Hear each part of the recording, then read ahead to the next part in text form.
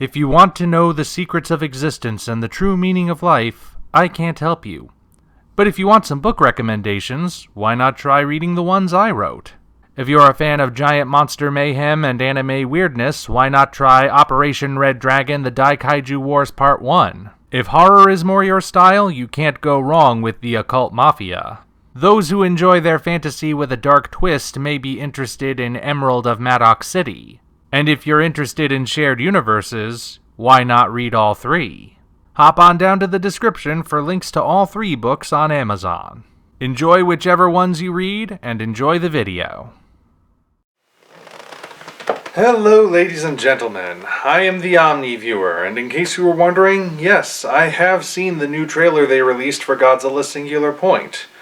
Though I've also noticed that there's something very significant missing from the trailer. Godzilla himself. In fact, the only hint that Godzilla is even in this trailer is a moment where they mispronounce his name according to the subtitles. Other than that, this trailer seems to be focused on something completely different. What else could it be? Jet Jaguar, of course. The character that Toho originally wanted to make a franchise out of back when he debuted in Godzilla vs. Megalon, but instead wound up not actually going anywhere because Tsuburaya Productions sued for copyright infringement, and, well, Jet Jaguar basically wound up disappearing until the mid-2010s. Looks like he's finally getting his franchise though, so better late than never. But hang on. Isn't this thing called Godzilla Singular Point? Why is there so much focus on Jet Jaguar? Well, when I saw this trailer, it actually made me think of something that I had said a couple years ago, and I believe this trailer is actually proving my point. A few years ago, I made a video speculating on why we don't see more kaiju in anime and manga. More specifically, why the kaiju genre as a whole isn't really that present in the mediums. We have plenty of mecha series that are focused on giant robots, but not so many focused on giant monsters. And when giant monsters do show up, they're generally just cannon fodder for the giant robot that's the actual focus of the series. So why is that?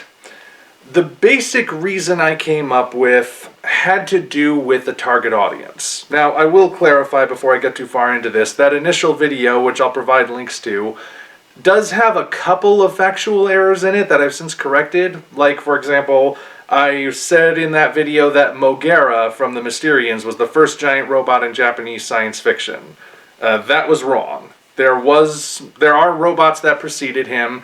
He's certainly one of the first to appear in a major motion picture, but he wasn't the first in Japanese fiction overall. But aside from little errors like that, my overall point had to do with the audience.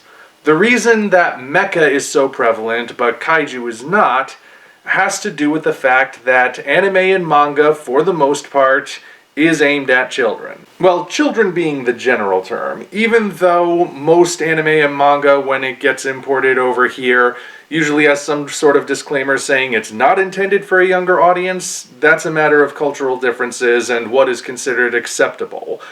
Back over in Japan, for the most part, anime and manga is aimed at young boys and young girls. So what does that have to do with anything?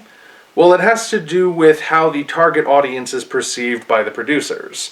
And it is commonly believed that young kids generally prefer to have shows about things that they can relate to and possibly even project themselves into. They want to feel like the heroes, so they would be more likely to gravitate towards a series that features a young hero, a hero who is young like they are. That applies across the board, mind you.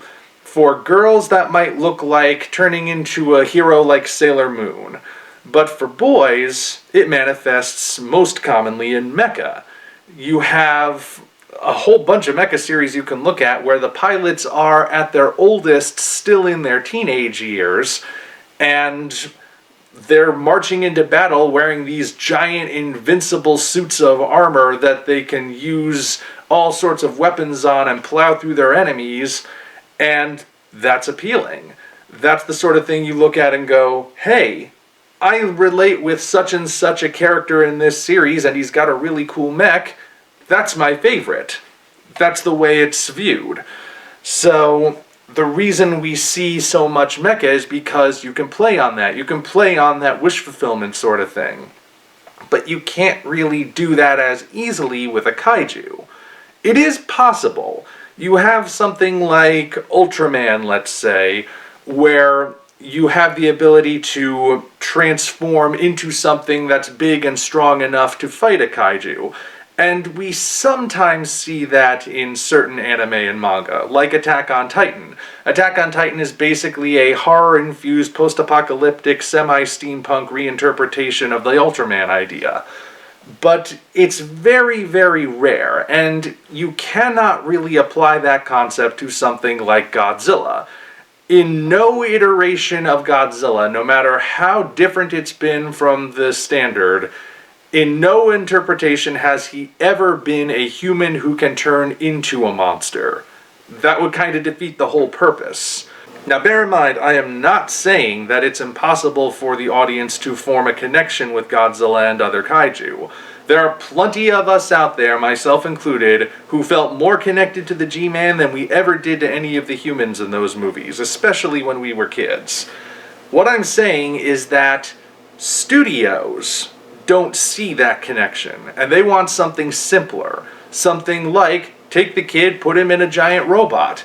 That's something that we can really play up in terms of that whole wish fulfillment thing.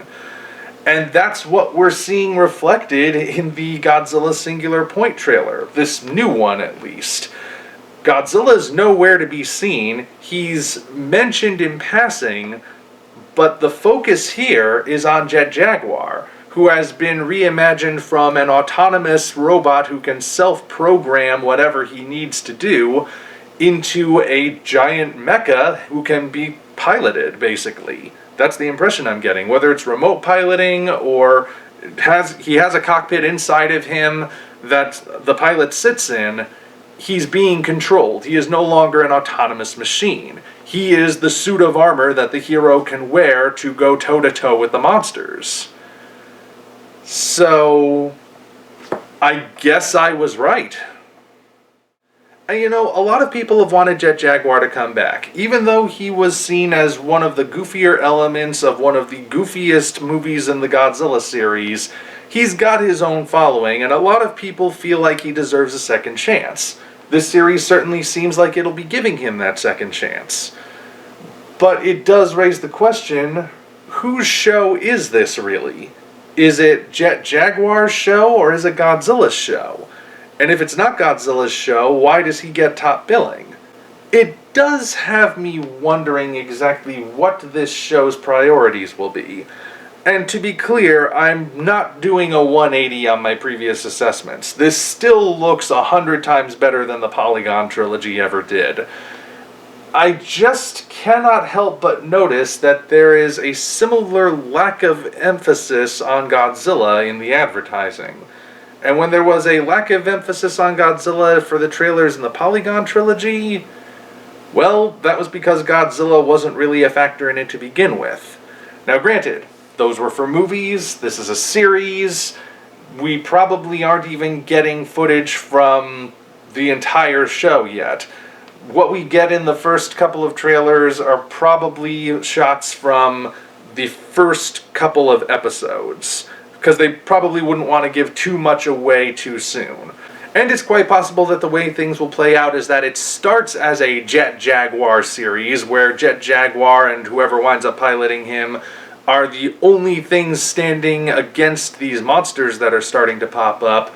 But meanwhile, you've got other characters who hear this legend of Godzilla, and they're trying to figure out what it is and how it factors in. Maybe that's a force that can oppose these monsters when Jet Jaguar inevitably winds up failing. Because he's a machine, he has his limits. Possibly. I don't know. I have no insider information. So, it's possible that it will start light on Godzilla, then bring Godzilla in when it matters. Or it's possible that Godzilla's just being used for advertising purposes, and the real focus of this show is going to be Jet Jaguar. Or more specifically, it's going to be on the people who build and pilot Jet Jaguar. Which, if that's the case, it could still wind up being good, but I have to wonder why they would even bother putting Godzilla's name in the title. Regardless of any of that, though, I do still feel somewhat vindicated because this trailer does appear to reinforce my point about why we don't see more kaiju in anime and manga. But again, this is only the second trailer, and it's pretty short, just like the first one. I doubt we've seen the entirety of what this series has to offer yet, and of course we won't actually see the entirety until it's actually on Netflix. But even so, I'm still not necessarily dreading it. I am wondering where exactly its priorities lie, because this is a very Jet Jaguar-centric trailer, and thinking back to the first trailer, Godzilla was just barely in that one, but he was in it more than this one had. It's still looking better than the Polygon trilogy, but if it's really going to just be Jet Jaguar the anime, I'd rather Toho were upfront about it. But only time will tell how it actually plays out. Either way, I'm sure you have your own thoughts on this trailer, so feel free to leave them in the comments section below. Until such time as we meet again, this is the Omni Viewer signing off. If you enjoyed what you just saw, hop on down to the description for links to Patreon, DeviantArt, and all of our social media, as well as links for Operation Red Dragon, The Daikaiju Wars Part 1, The Occult Mafia, and Emerald of Maddox City, 3 original novels I think you'll really enjoy. Thank you all, and we appreciate your support.